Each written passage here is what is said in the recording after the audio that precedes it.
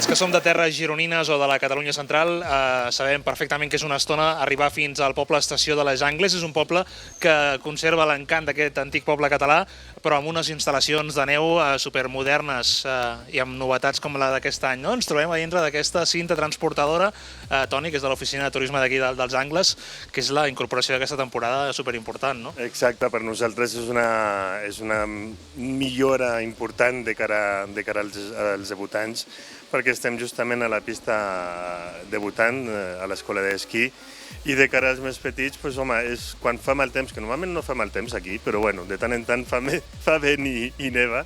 De cara sobretot als debutants és una protecció al mal temps i la veritat que és molt pràctic.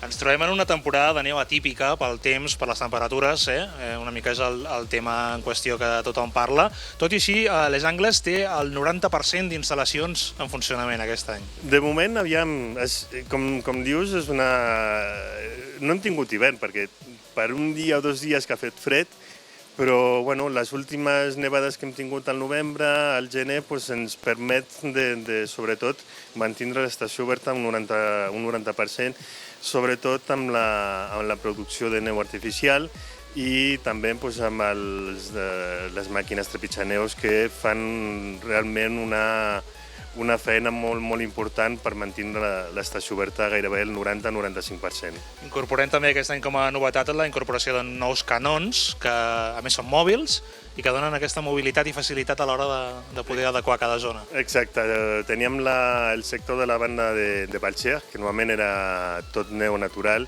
El problema que teníem era l'accessibilitat a aquesta zona, amb la qual hem posat nous canons de neu artificial per millorar sobretot l'accés a la part de domini esquiable de Balxer. Tenim en funcionament Les Angles, si el temps ho permet, fins al 10 d'abril, aquesta Setmana Santa típica també, que és una mica abans de l'habitual. En principi, si les condicions ho permeten, exacte, serà fins al 10 d'abril.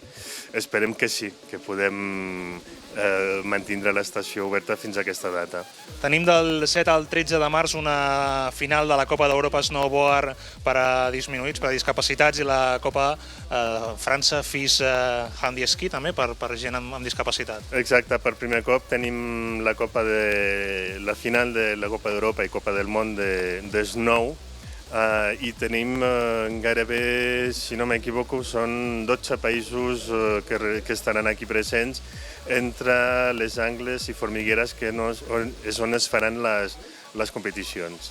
Com sempre, recordeu més informació a lesangles.com, teniu el bàner amb l'enllaç aquí a la pàgina web. Abans d'acabar, Toni, nou forfait de temporada, conjuntament amb Formigueres, Les Angles, una bona oportunitat. Això mateix, dintre del projecte d'Unió de Gran Domini Esquiable, per començar hem comercialitzat un forfait Les Angles i Formigueres per aquesta temporada.